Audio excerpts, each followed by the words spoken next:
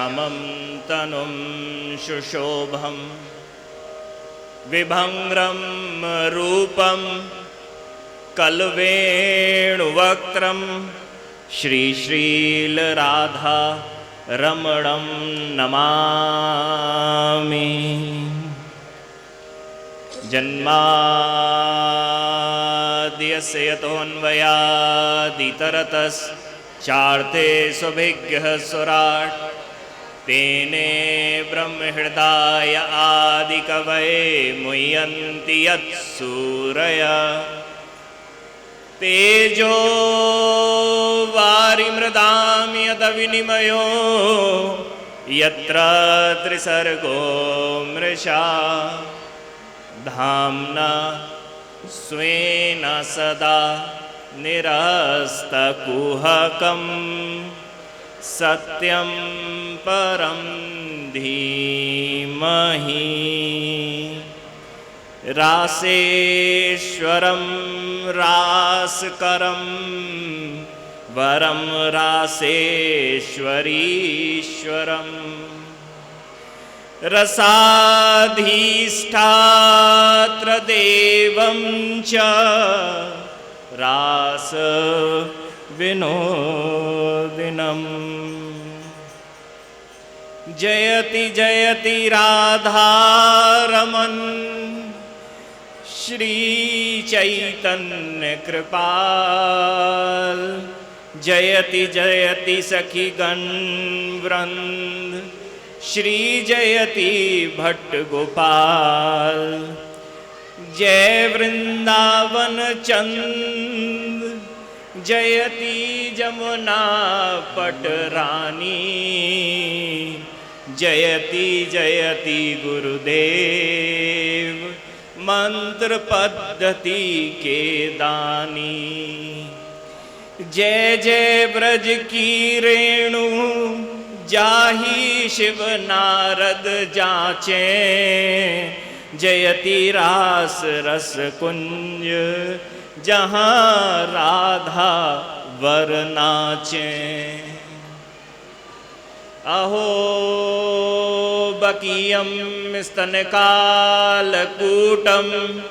जिगांस्यापाय यदाप्य साध्वी लेभे गतिं धार्त्युचितां ततोऽन्यं कं वा दयालुं शरणं व्रजेम। न्यौमीड्यते प्रवपुषे तडिदम्बराय गुञ्जावतंस परिपेक्ष्यलसन्मुखाय वन्यास्रजे कवलवेत्रविषाणवेणु लक्ष्माश्रिये मृदुपदे पशुपाङ्ग्रजाय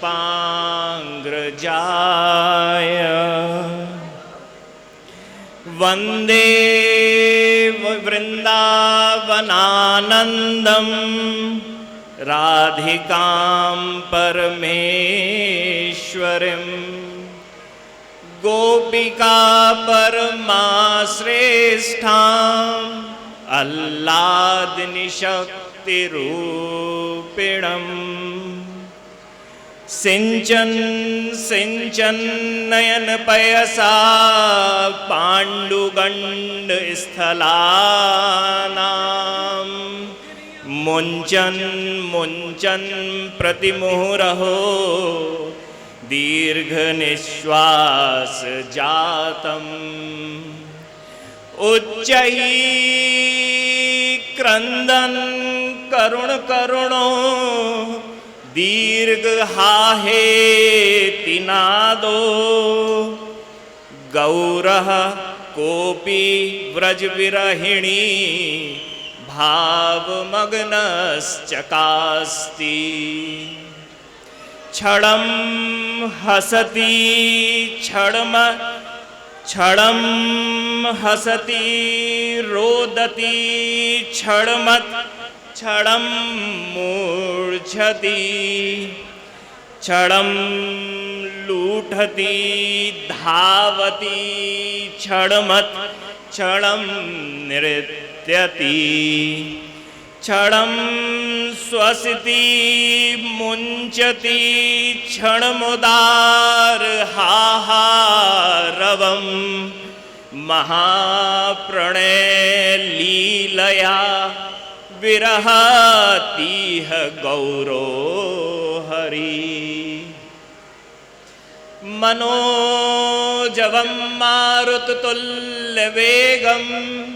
जितेन्द्रियं बुद्धिवतां वरिष्ठं वातात्मजं वानरयूतमुख्यं श्रीरामदूतं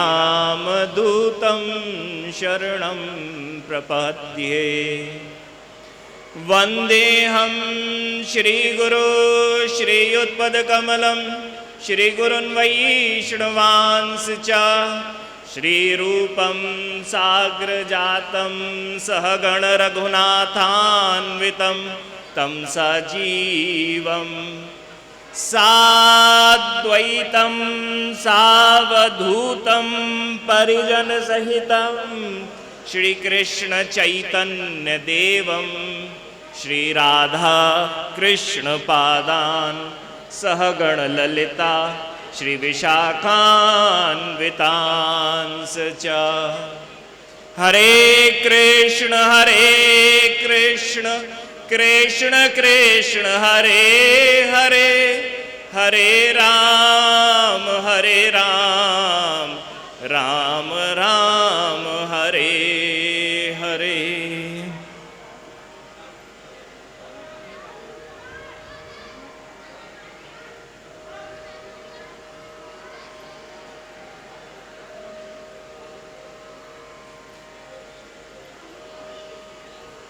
जय जय श्री राधे जय जय श्री राधे जय जय श्री राधे श्याम।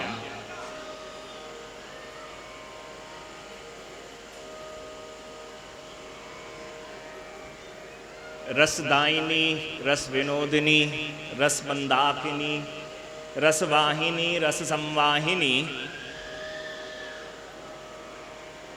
रस अधिष्ठाती श्री राधा रानी की कृपा सु हम सभी भक्त वृंद श्रोता वृंद रसिक वृंद श्री राधा रानी के निज महल में श्री राधा रानी की रस कथा का आस्वादन हेतु उस रस सागर की एक क्षणिक एकमात्र बूंद की प्राप्ति लालसा उत्कंठा हेतु हम सब यहाँ समुपस्थित हुए हैं। हमारे अग्रज श्री राधा रानी की अनुचरी मनमाधव गौड़ेश्वराचार्य श्री अनुराग कृष्ण गोस्वामी जी महाराज का आदेश भयो कि कुछ राधा रानी के समक्ष वाणी की सेवा हम अगर कर सके।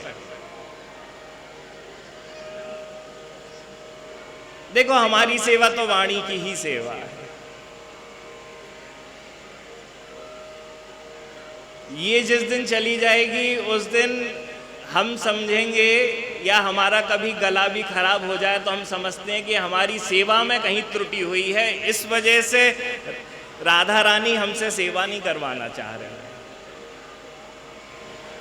देखो तीन प्रकार राधा रस सुधा निधि पे ही आज चर्चा होगी। राधा रस सुधा निधि जो है वह श्री राधा रानी का वांगमय स्वरूप है।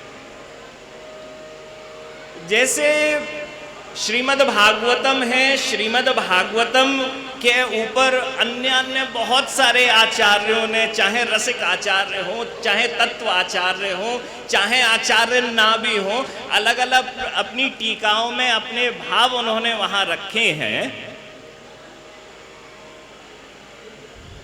ठीक उसी प्रकार से राधा रानी की जो राधा रस सुधा निधि है, वह राधा रस सुधा निधि वांगमय स्वरूप है।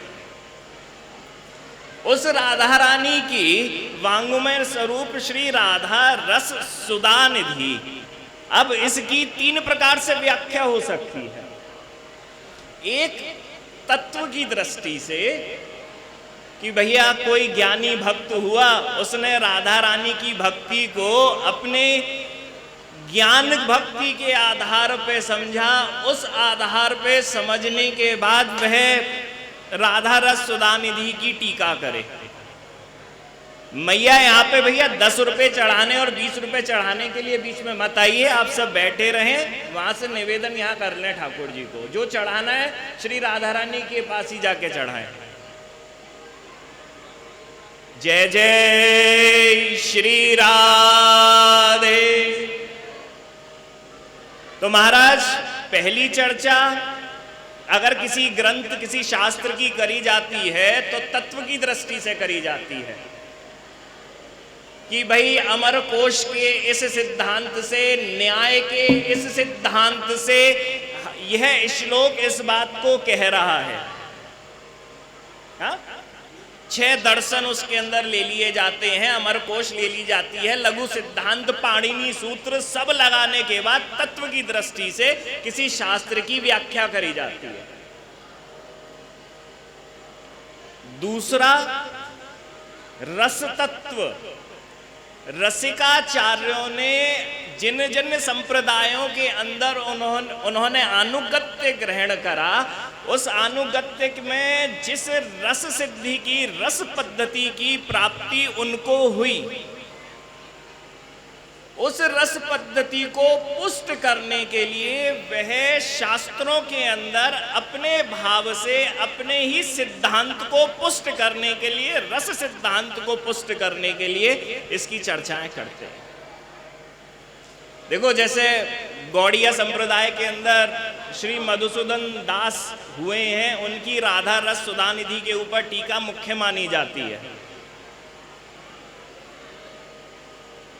राधा वल्लभ में रस्य कुल्याकार जो हुए हैं, उनकी टीका को मुख्य माना जाता है। क्यों? क्योंकि वहां उन्होंने सहचरी जो है, उनका जो रस सिद्धांत है राधा वल्लभ का, उसको पुष्ट करने की कोशिश करी है।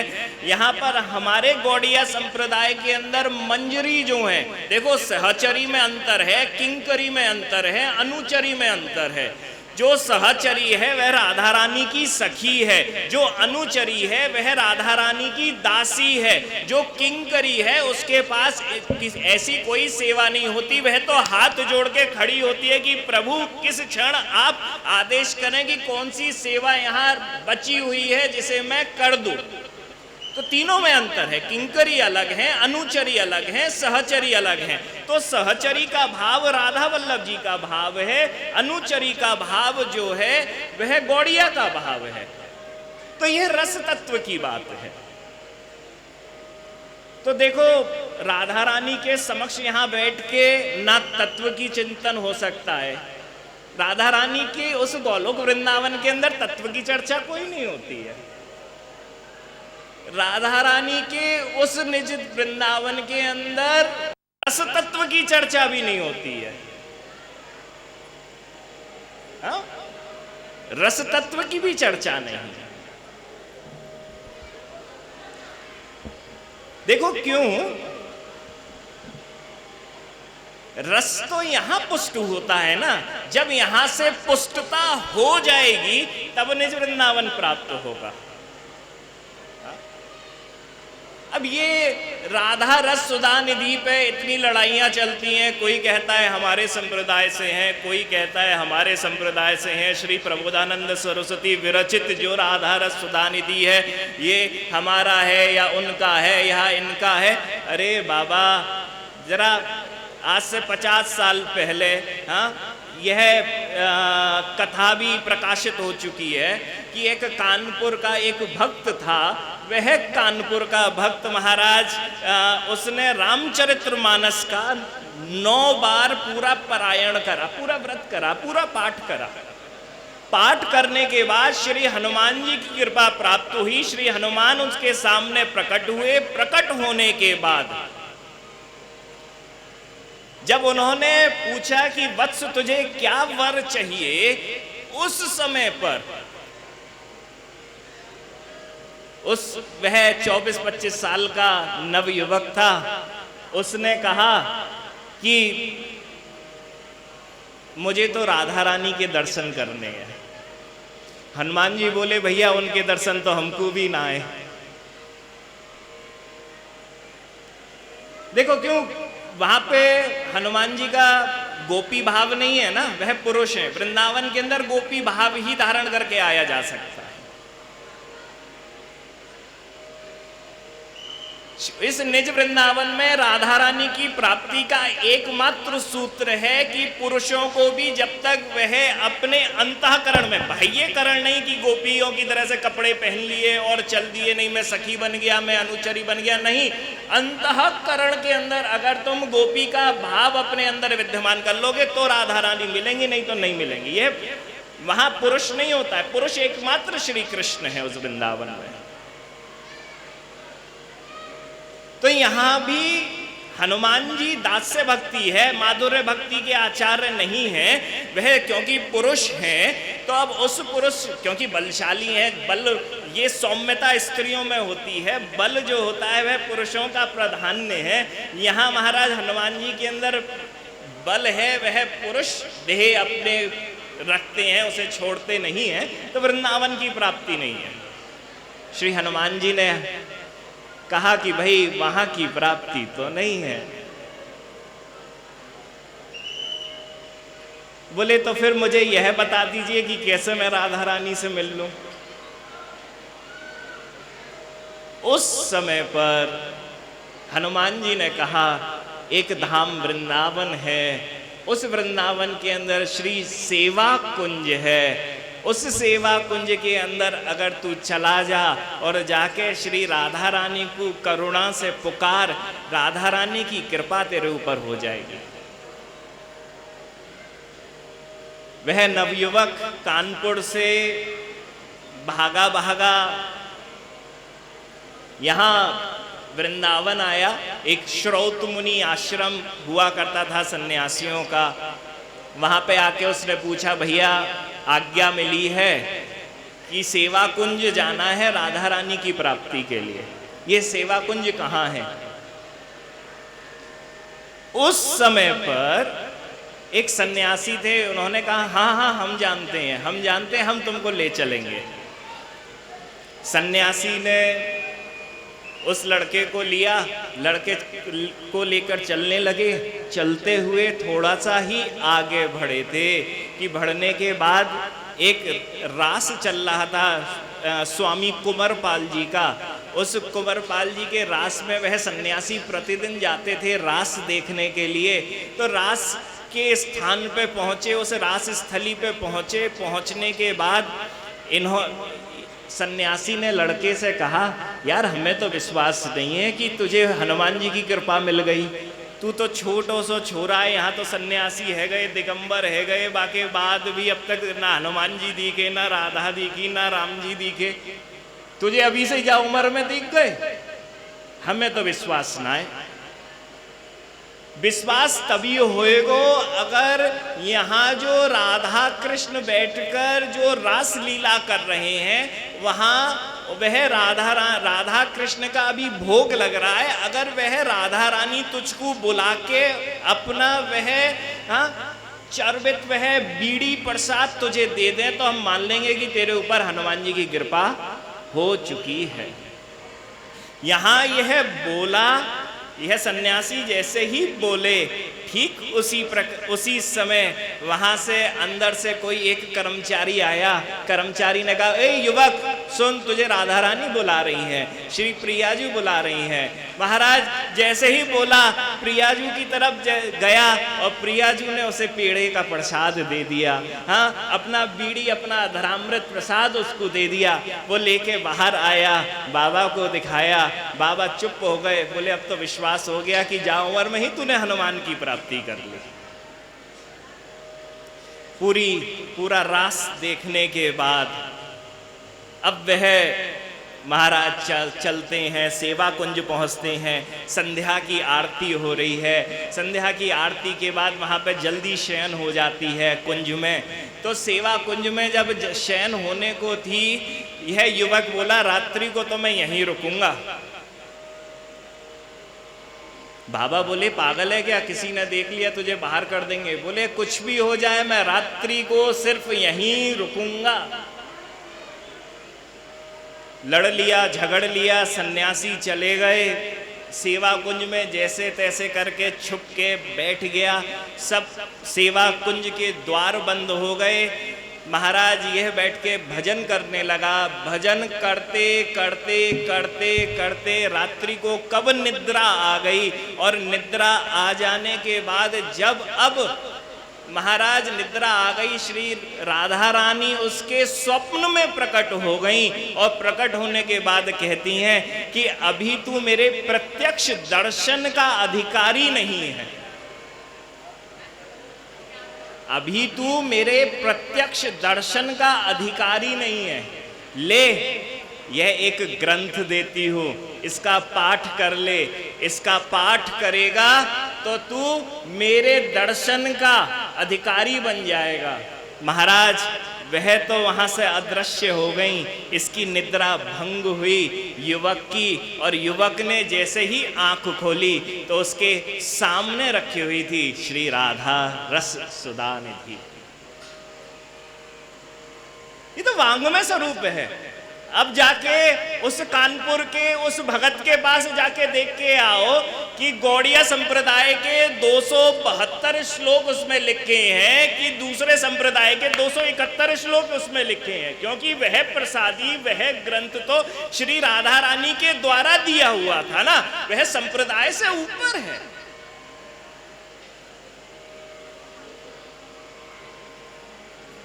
महाराज पुष्पदंत जी महाराज, हाँ श्री पुष्पदंत, उन्होंने शिव महिम्न स्तोत्र की रचना करी।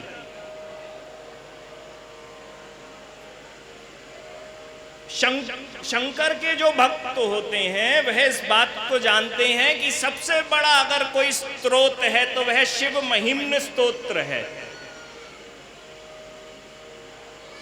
उसके 38वें 39वें श्लोक में तो यहाँ तक लिखा है कि अगर कोई व्यक्ति इस शिव महिम्न स्तोत्र को याद कर लेता है, याद करते ही उसे भगवान शिव की प्राप्ति हो जाती है, उनकी प्रसन्नता प्राप्त हो जाती है। याद करके, बोल के भी नहीं, सिर्फ याद करके।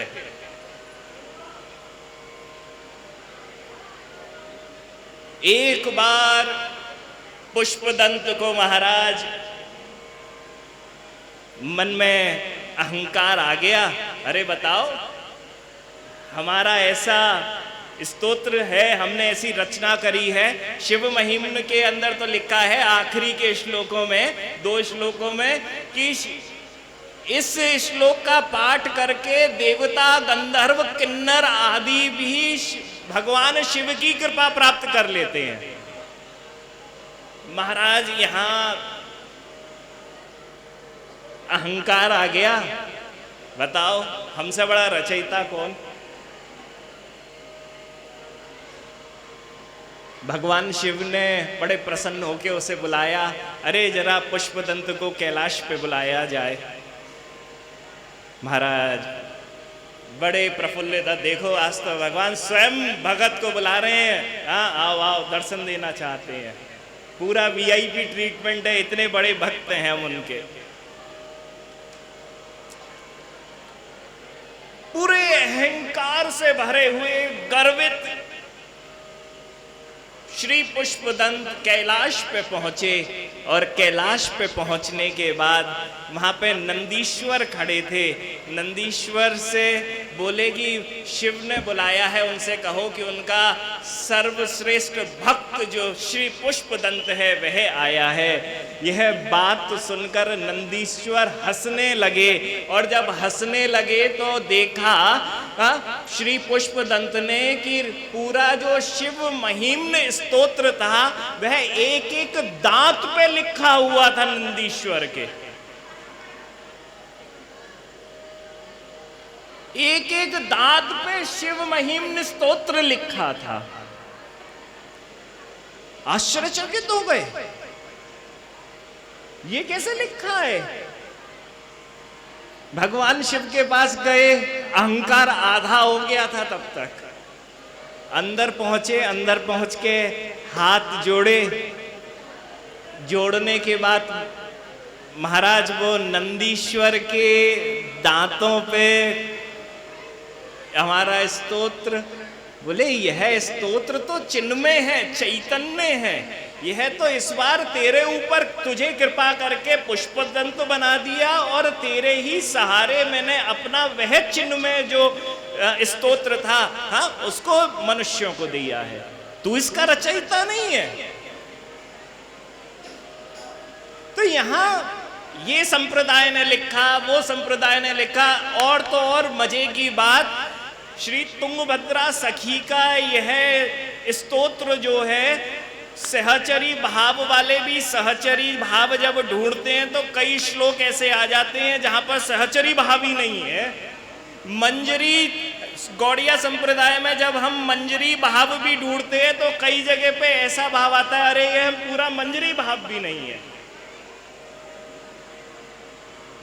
भाई व्यासदेव किसी संप्रदाय से थोड़े ना थे। मेरी तुंगभद्रा सखी जो है, हाँ, वह किसी संप्रदाय से थोड़े ही है। यह तो वांग्मयी शास्त्र है, यह राधा रानी का शास्त्र है। राधा रानी की प्राप्ति इस शास्त्र से होती है, दो शास्त्र से। राधा सप्तसती के अंदर जब ब्राह्मण चंद्रा सखी के पास पहुंचा तो चंद्रानना सखी से उसने यह पूछा कि श्री राधा रानी की कृपा कैसे मिलेगी। तब चंद्रानना सखी ने राधा सप्तसती के अंदर कहा कि अगर तू राधा कृष्ण की और बरसाने वाली राधा कृष्ण की अगर तू कृपा चाहता है तो तू श्रीमद् भागवत का पाठ कर। बरसाने के अंदर जो बहुत बहुत प्यारा ग्रंथ है, श्री राधा सप्तसती, जैसे दुर्गा सप्तसती है ऐसे एक श्री राधा सप्तसती भी है, बहुत प्यारा। बरसाने की तो उसके अंदर बहुत महात्म्य बोला हुआ है। उसमें ब्राह्मण बालक था, भागा, कन्हैया से मन खराब हो गया, कन्हैया की शिकायत करने के लिए बरसाना आने लगा। एक जगह कहीं पे जाके रुका, भगवान कृष्ण को गुस्सा आ गई, अच्छा तो हमारी शिकायत करेगा। जाके वहां को छाता और लोटा चुरा के ले गए। ब्राह्मण को लोटा ही सब कछु होए भैया,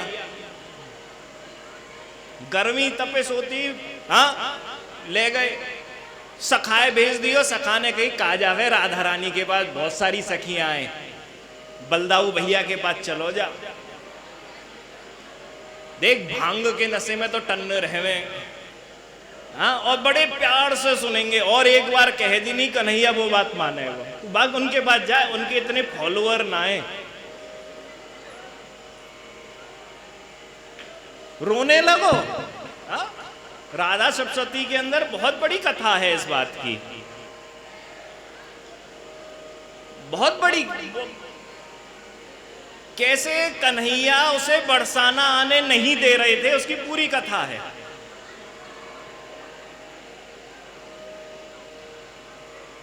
ठाकुर जी उसके सामने प्रकट होके कुछ ऐसी चीज दिखा देते कि उसका मन विचलित हो जाता, बोलते अरे यार ये तो बहुत खराब आदमी है। या ऐसी झांकी दिखा देते जिसमें राधा कृष्ण लड़ रहे हैं, हाँ, सखियां लड़ रही हैं, तो ऐसा भाव उसमें आ जाता, अरे राम देखो राधा रानी और उनकी सखियां तो लड़ रही हैं, इनके पास जाके मैं क्या शिकायत करूं उस गोपाल की।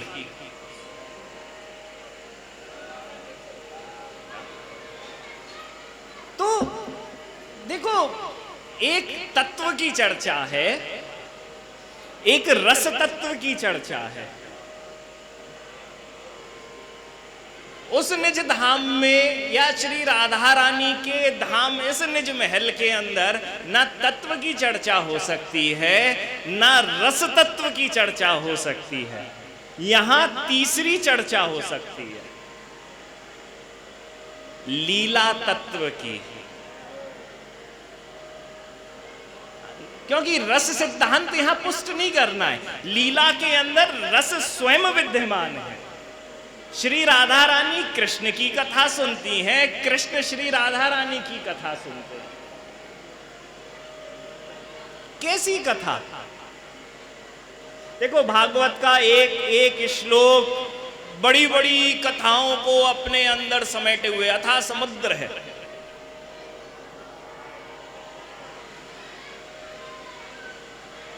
भगवान श्री कृष्ण 7 वर्ष के हो चुके हैं। वैशाख में उनका बड़ा मन हुआ कि अच्छा,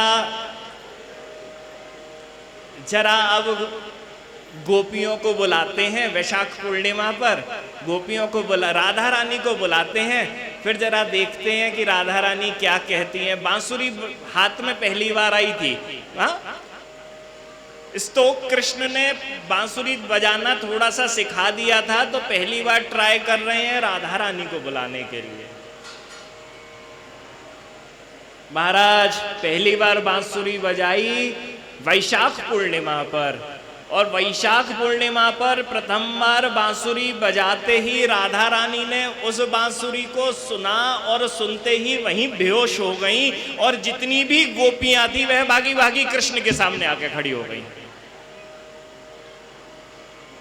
गोपाल चंपू के अंदर बड़ी प्यारी कथा है इसकी। भगवान बोले, यार ये तो अनवांटेड विजिटर है। भगवान कंफ्यूज्ड, फ्यूज उड़ गए। बुलायो एक कू, यहां तो अनेक आ गई, और जो एक ही वही ना आई। राधा रानी को बुलायो हो, राधा रानी ना आई, बेहोश है कि वहीं गिर पड़ी। बाकी की सब घर परिवार छोड़ छाड़ के आ गए।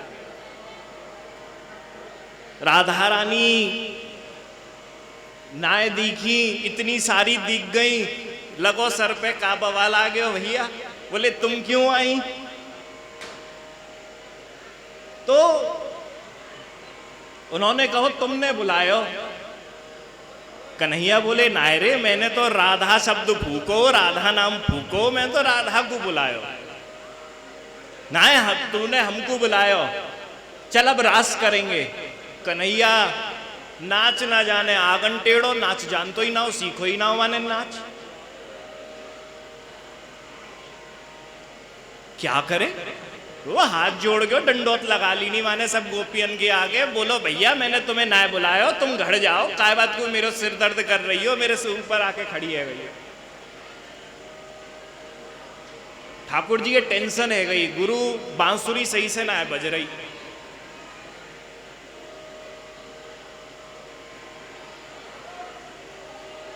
जय बीच में एक दिना श्री राधा रानी के संग वह फूलों की गेंद बनाकर खेल रहे थे। ललिता सखी सब सखियां वहां पे विराजी हुई हैं। यहां पर ठाकुर जी श्री प्रियाजू के संग खेल रहे हैं। पहलो खेल भयो, कन्हैया हार गयो। दूसरो खेल चालू भयो, फिर कन्हैया हार गयो। अब तीसरो खेल चालू भयो, वह गेंद को फिर कन्हैया हार गयो। अब चौथो खेल चालू भयो, कन्हैया बोलो अब तो जीत के ही रहूंगो। पास में जो भगवान श्री कृष्ण को बहुत प्रेम करे वह सखी श्री कृष्ण स्नेहा दिखा सखी जरा पास में गई और जाके उससे कहो, ए कन्हैया तू ना जीतेगो।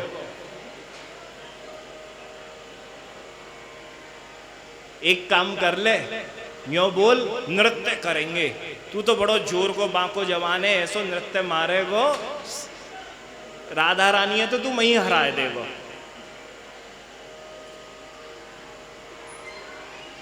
और राधा रानी वैसे ही थक गई है तो नाच ना सके।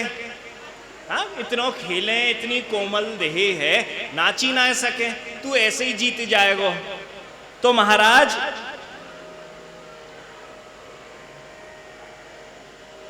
भगवान कृष्ण बोले, हाँ ये बात तो सही है भैया, तो यार मैं तो हार रहा हूं। तो आके बोले, अच्छा सुनो सुनो सुनो, अब जीत जो होगी वो मानी जाएगी जो जीत जो होगी वह मानी जाएगी नृत्य करके। और अगर नृत्य में अगर हम हारे तो अपनी बांसुरी दे देंगे। ललिता सखी बोली कि अगर मेरी प्रियाजू हारी तो प्रियाजू एवं समस्त उनकी सखियां तुम्हारी दासी बन जाएंगी।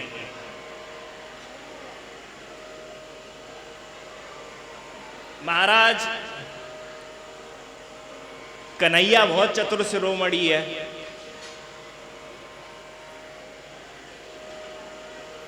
क्या शर्त लगी देखो, बहुत चालू है। ना होबे भूषणे ध्वनि ना नाड़ीबे चीर, द्रुत गति चोरणे ना बाजीबे मोंजीर। राधा रानी के सामने क्या शर्त रखी मालूम है? देखो ऐसा नाचना है कि जब तुम नाचो तो तुम्हारे आभूषण एक दूसरे में फंसे नहीं, और ना नाड़ीबे चीर, तुम्हारे वस्त्र जो हैं वह एक दूसरे में उलझे नहीं। विषम संकट ताले बजाइब बांसी, धनु अंक माझे नाज बोझीब प्रेयसी। ध्यान रखना, मैं ऐसी वैसी किसी ताल पे नहीं नाचना है, ऐसा कोई तिरप भी नहीं दिखाना है। मैं कोई विषम ताल बजाऊंगा जो शास्त्रों के अंदर भी नहीं लिखी है, सामवेद में भी नहीं लिखी है, कहीं कोई राग रागनी उस तरीके की प्रकट नहीं हुई है। मैं ऐसे ही कोई राग गाऊंगा, ऐसी कोई ताल बजाऊंगा, उस ताल पे तुमको नाचना है। याद है? हाँ, ना आभूषणों की कोई आवाज हो, तुम्हारे आभूषण हैं। हाँ, श्री राधा रानी की पायल जो होती हैं वे सबसे ज्यादा आवाज करती हैं। रास के अंदर अगर दो की आवाज सबसे ज्यादा आती है, श्री राधा रानी की नुपुर की, श्री राधा रानी की पायल की, और भगवान श्री कृष्ण की बंसी की, सिर्फ 2 की आवाज होती है रास स्थली में।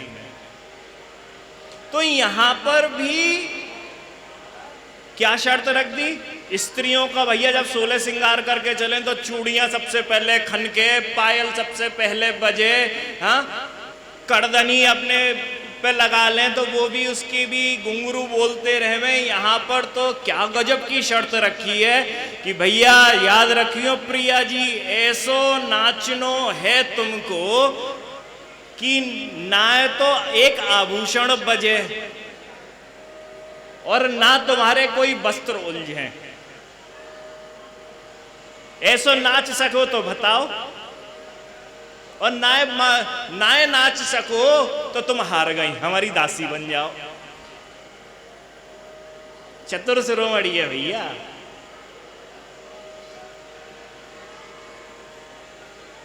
ललिता सखी आ गई, उन्होंने आके कहो अरे क्यों ना नाच सके, नाच के दिखावेगी। हाँ, ये नृत्येश्वरी है। नृत्य तो यहां खड़ा होकर लज्जा मांगता है जब श्री राधा रानी नाचती हैं। कन्हैया बोलो हम भी देखें कैसे नाचे। कन्हैया ने विषम राग विषम ताल, हाँ, बजा दी जोरदारी से। और क्या बजी, एक शर्त और लगी वहां पर। एक गोला खींचा गया, उस गोले को आधा कर दिया गया, अर्ध चंद्राकार, और बोले कि ऐसे नाचना है कि इस आधे चंदे में ही नाचती रहो, एक कदम भी बाहर ना जाए।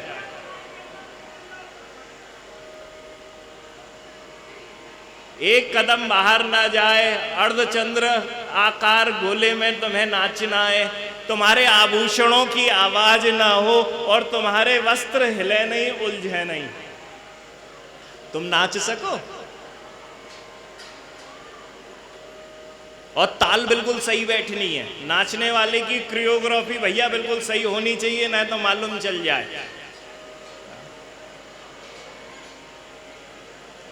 ललिता सखी ने हामी भर दी। राधा रानी बोली अब तो देखो जाएगा, बरसाने की लाज रखी हुई है यहाँ पर। और कन्हैया ने तो पहले ही कह दियो, हारिले तुम्हारो लोभ बेसर कांचुली, तुम अगर हार गई तो तुम्हारी वो जो नाक की बेसर वेसर है ना, वह सब मैं ले लूंगो।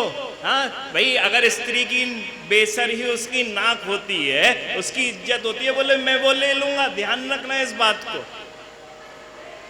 राधा रानी भी बोली, जी अब तो नृत्य ही दिखानो है, तुम आ जाओ।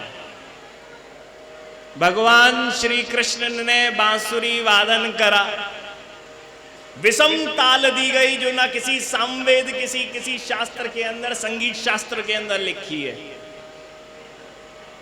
आह, मेरी राधा रानी उस अर्धचंद्राकार गोले में पहुंची, और पहुंचने के बाद ऐसा नृत्य करा ना महाराज उनके आभूषणों से आवाज हुई, ना उनके कोई वस्त्र हिले, और ना वह उस अर्धचंद्राकार गोले से बाहर गई।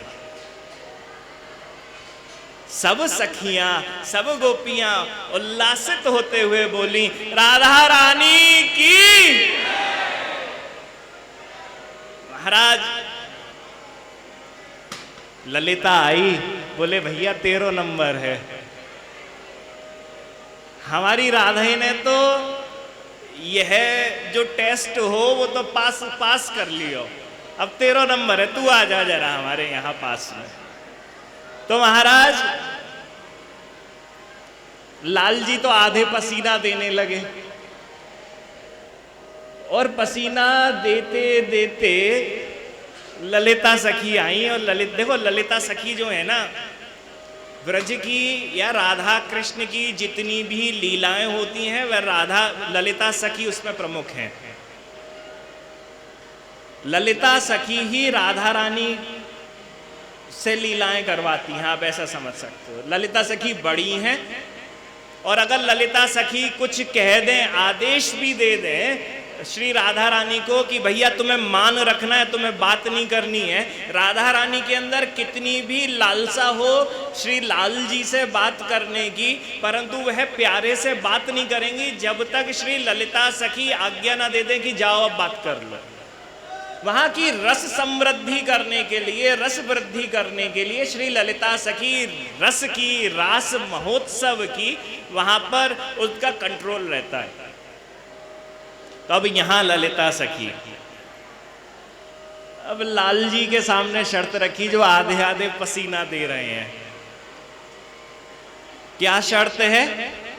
ना नड़िबे क्षुद्र घंटी श्रवणेर कुंडल, ना नड़िबे नासार मोती नयनेर पल। ये जो तुमने कान में पहने हुए हैं ना, ये नहीं हिलने चाहिए, ध्यान रखना।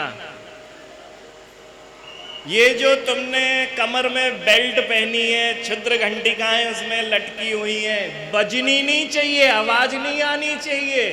लाल जी ध्यान रखना। ये जो नासाग्र मोतिकम, यह जो नाक पे तुमने मोती लटका रखा है ना, हिले नहीं, हिल गया तो हार जाओगे। भाई सखियां है, राधा रानी की सखियां हैं, जब कन्हैया टेढ़ो हो सके तो सखियां तो और ज्यादा टेढ़ी हो सके। हाँ, हले न मुक्ता नासिका कुंडल श्रवणन दोए, यही विधि नाचो प्यारे, जो विजय आपकी होए, तो विजय आपकी होए। ध्यान रखियो, ना कुंडल हिले, ना नासा मुक्ता तुम्हारा मोती हिले, और सबसे बड़ी बात जो है वह क्षुद्र घंटिकाएं आवाज नहीं निकलनी चाहिए। और तुम्हें जहां नाच लो, हम कोई गोला वोला ना खींचेंगी तुम्हारे तय। कन्हैया बोलो चलो आधी टेंशन तो कम कर दी नहीं, कोई पर्दी वर्दी ना खींचिए, कहीं भी नाच सके। अब ललिता देखो, अब क्या गजब की एक और बात कही।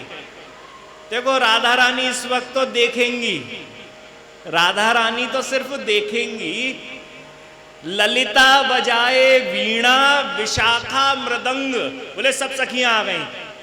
ललिता ने तो महाराज वीणा उठा लिया और विशाखा ने मृदंग ले लिया। सुचित्रा बाजाए सप्त स्वरा, राई देखे रंग। सुचित्रा ने महाराज सप्त स्वरा वाद्य यंत्र ले लिया, और राई माने हमारे बंगला के अंदर राई राधा रानी को कहा जाता है। तो राई देखे रंग, बोले यह गोपियां तो बजाएंगी परंतु राधा रानी इंस्पेक्शन करेंगी तुम्हारा कि तुम सही नाच रहे हो कि नहीं नाच रहे हो।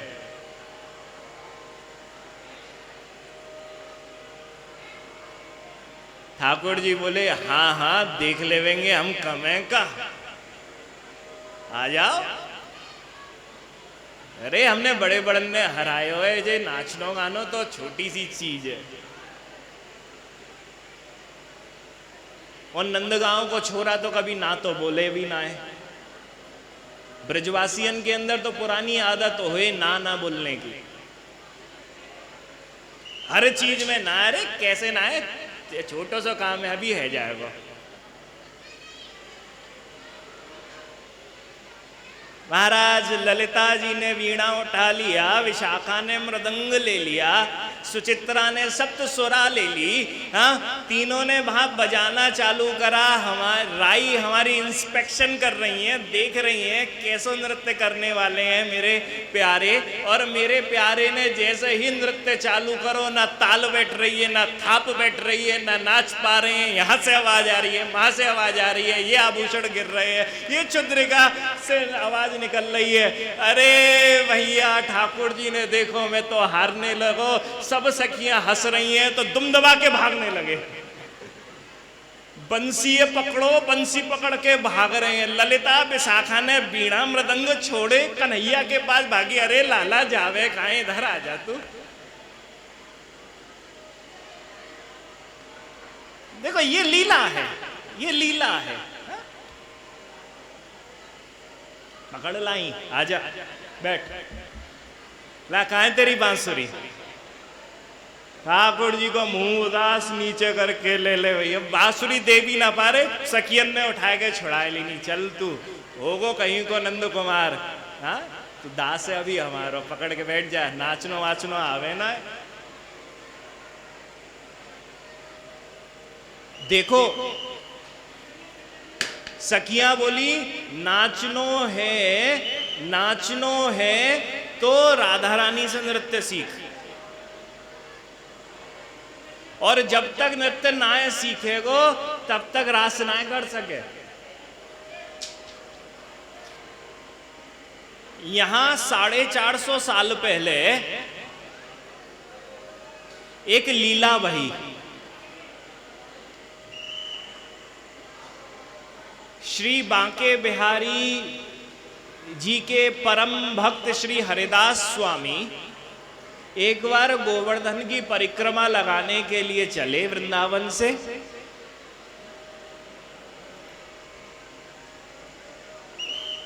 परिक्रमा लगाते लगाते वह गोविंद कुंड के पास पहुंचे, और गोविंद कुंड के पास पहुंचने के बाद वहां उन्हें गोविंद स्वामी जी से भेंट हो गई।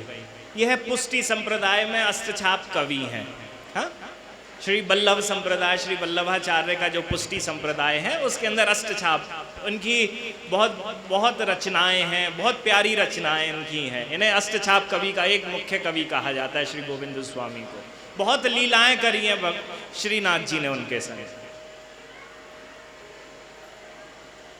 तो हरिदास स्वामी जैसे ही वहां पहुंचे, गोविंद स्वामी से मुलाकात हुई, हाथ जोड़ के पूछा, जय जय, आप बढ़िया हैं, कैसी दिनचर्या चल रही है आपकी। गोविंद स्वामी बोले, आजकल तो गोकुल में पद गा के ठाकुर जी की सेवा कर रहे हैं।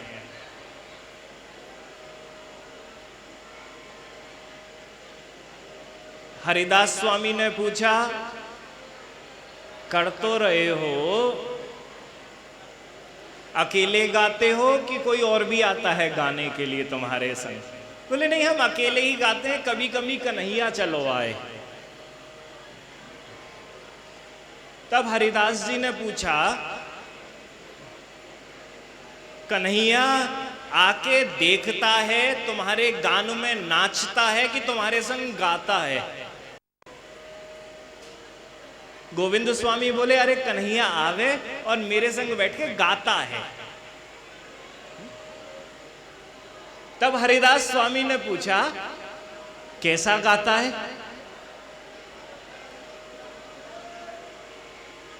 तो यहां गोविंद स्वामी बोले,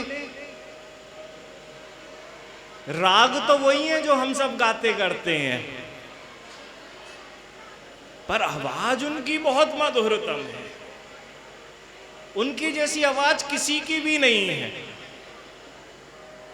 यह बात सुनकर हरिदास जी थोड़ा सा हंस गए। अच्छा, गोविंद स्वामी ने कौतूहलवश पूछो, आप हंसे क्यों महाराज? तो गोविंद हरिदास जी ने बोलो, जब आपने मधुरता की सीमा भगवान श्री कृष्ण की वाणी से आपने निर्धारित कर दी है कि उनसे ज्यादा कोई और मधुर गा ही ना सके, बोल ही ना सके, तो अब मैं क्या बोलूं आपसे? गोविंद स्वामी बोले, जय जय बोलो तो सही, क्या मन में बात है? बोले, कभी राधा रानी की भी आवाज सुन लियो। बोले, महाराज ले चलो, मुझे अभी सुना दो राधा रानी की आवाज कैसी है। वो हाथ जोड़ के हरिदास स्वामी बोले कि तुम्हारे गुरु श्री विट्ठलनाथ जी, हाँ, वह सर्व संपन्न है, आप उनके पास जाओ, वह आपको श्री राधा रानी के पास लेके जाएंगे। यहां अभी सब शरद पूर्णिमा की उस निज वृंदावन के अंदर तैयारी चल रही है। क्या तैयारी है? भगवान पिता रात्रि शरदोत्फुल्ल मल्लिका विक्षरन्तुम मनश्चक्रे योग माया मुपाश्रितः ता विक्षरन्तुम। भगवान ना पी ता, ता शब्द के बहुत अर्थ हैं। यहां ता विक्षरन्तुम लगा के राधा रानी ने रास से पहले भगवान श्री कृष्ण के सामने एक शर्त रखी। शर्त क्या थी कि देखो, 4 तरीके के गोपियों में भाव कहे गए हैं।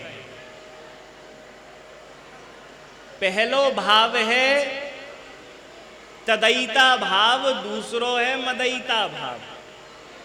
एक में भाव श्री राधा रानी को है कि तुम मेरे हो, कन्हैया से कहे तुम मेरे हो। एक तरफ चंद्रावली को भाव है मैं आपकी हूं। हाँ, दोनों में अंतर है। एक में तो स्वामित्व नजर आवे, ध्यान रखियो तू हमारो है, हाँ, यहाँ अधिकार है। चंद्रावली में मैं आपकी हूं, वहां अधिकार नहीं है, वहां कन्हैया को अधिकार है, जैसे बोलना वैसे करेंगे। तीसरा है भाव तत्सुखा का। तीसरा भाव तत्सुखा का, तत्सुख। इस भाव की जो गोपियां होती हैं, इन्हें तो बस कृष्ण से मतलब है और किसी से मतलब ही नहीं है। अरे हम तो आम खावेंगे, गुठली वुठली ना देख रहे कौन सी कहां से आई है, कावे हो। ये वो वाले भाव की हैं गोपियां। कौन आयो, कौन मरो, कौन जियो, हमें किसी से मतलब ना है, वहां तो कन्हैया, वही में हम खुश हैं। एक चौथा भाव है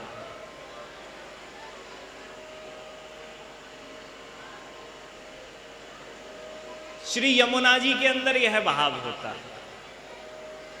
जब रास के अंदर बांसुरी भगवान श्री कृष्ण बजा देते हैं, बजाने के बाद जब सब गोपियां भागी भागी आती हैं, तो सबसे आखिरी जो गोपियों की मंडली, जो आखिरी यूथ होता है जो उस रास स्थली में आता है, वह श्री यमुना जी का होता है। यमुना जी सब गोपियों को और सब गोपियों के यूथों को सबसे पहले वहां भेजती हैं। जब सब वहां पहुंच जाते हैं, उसके बाद आखिरी में वह वहां उस स्थान, उस रास स्थली पे पहुंचती हैं। सबके अंदर सामान्य सब संभाव है और लेके सबको रास स्थली में पहुंचाना, यह यमुना जी का भाव है। तो राधा रानी ही चारों भाव में प्रतिष्ठित है।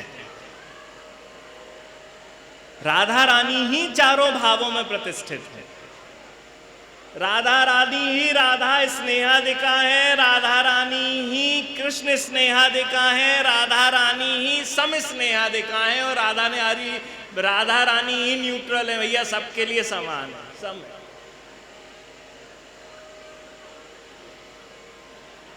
चारों भाव को लेकर तो राधा रानी ने क्या शर्त रखी भगवान श्री कृष्ण से? देखो, रास जब करोगे तो रास में चारों प्रकार की जब गोपियां उस रास स्थली में पहुंच जाएंगी, पहुंचने के बाद चारों के संग तुम्हें नृत्य करना है, और उसी समय मैं योग पीठ पे बैठी हुई होंगी, तुम्हें मेरे संग योग पीठ पे भी बैठना है। और कन्हैया को नाचनो तो तुमने सुनी लियो कैसो नाचे।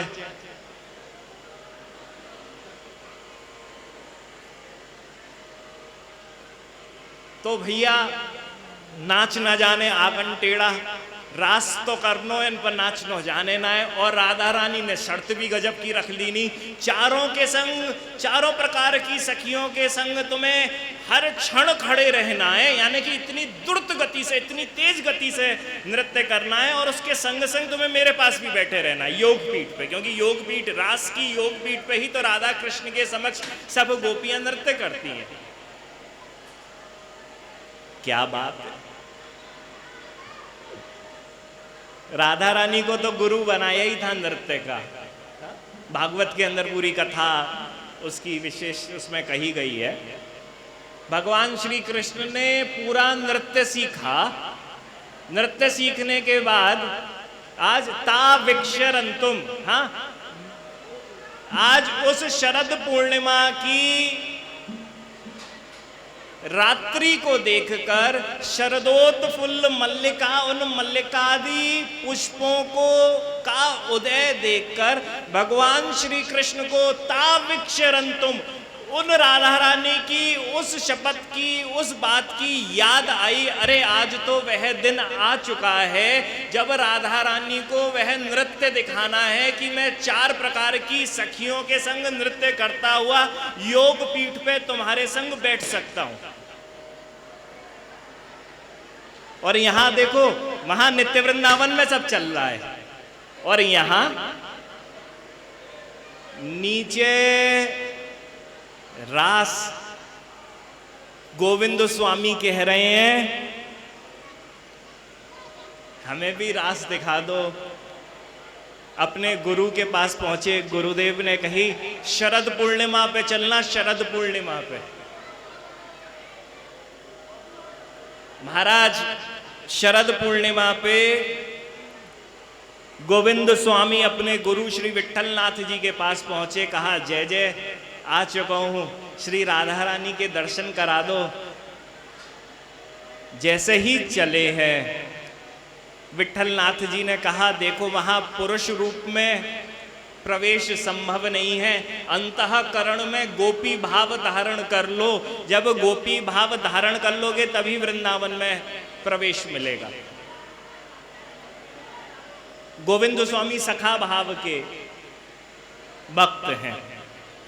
महाराज अंतःकरण में सखा भाव त्याग कर गोपी भाव धारण करके, हाँ, गोकुल से चले, मथुरा क्रॉस करते हुए जैसे ही वृंदावन में प्रवेश करने लगे, शरद पूर्णिमा की रात्रि थी। आहा, कैसा वह दिव्य वृंदावन महाराज सजा हुआ है। शरद आदि उस शरद पूर्णिमा पे मल्लिकादि सब पुष्प खिले हुए हैं। जैसे ही उन पुष्पों को देखा, देखते ही लगा अरे वाह, मैं तो रास स्थली में पहुंचने वाला हूँ। चलते चलते चलते वह महाराज वंशीवट पे पहुंचे और उस वंशीवट पर मेरी राधा रानी रास चालू होने से पहले भगवान श्री कृष्ण की परीक्षा लेती हुई दिखी।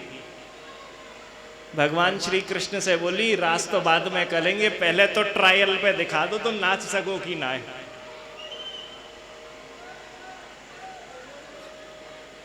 और देखो कन्हैया नाच रो है, कन्हैया सब गतियन से नाच रो है वहां पे। भैया रास होने वाला है ना, सब गोपियों के संग रास होगा और ठकुरानी चाहवे ना आए, यार रास चालू हो जाए, सब आ जाए, तू हमारी नाक काट दे, हम तेरी गुरु बनी है, तू हमारा चेला बनो है। गुरु को सबसे ज्यादा तौहीन तब लगती है जब गुरु शिष्य को पूरी शिक्षा दे दे और शिष्य उस शिक्षा का पालन ना करे। तो यहाँ रास रासेश्वरी रास चालू होने से पहले उस धाम वृंदावन के अंदर कन्हैया से कह रही है पहले तो नाचनो दिखा दे तू, रास तो बाद में करेंगे। और कन्हैया ने नाचनो चालू कर दियो।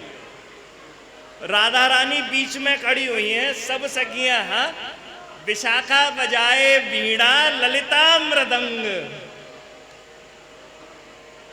सुचित्रा बजाए सप्तस्वरा राई देखे रंग। महाराज राधा रानी बीच में खड़ी हैं, ललिता बजा रही है, विशाखा बजा रही है, सुचित्रा बजा रही है, अन्य अन्य सब सखियों ने कोई ना कोई वाद्य यंत्र ले रखा है, सब बजाने में लगे हुए हैं। और मेरी राधा रानी इंस्पेक्शन करके देख रही है बजा भी नाच भी पा रहा है कि ना नाच पा रहा। हाँ, रास होना भैया छोटी मोटी बात तो रही है। ठाकुर जी ने क्या नाच दिखाना चालू करा। आए है जब महाराज तिरप्पे नाचे और नाच के ऐसे घूमे हैं द्रुत गति से, मेरी राधा रानी ने पैरों को जल्दी से हिलाया, नुपुर की ध्वनि करी और नुपुर की ध्वनि करते ही बोली वाह। और जैसे ही वह बोली, गोविंद स्वामी जिन्होंने मधुरतम भगवान श्री कृष्ण की वाणी सुनी थी, यह राधा रानी की वाह सुनते ही एक पहर 3 घंटे के लिए बेहोश हो गए।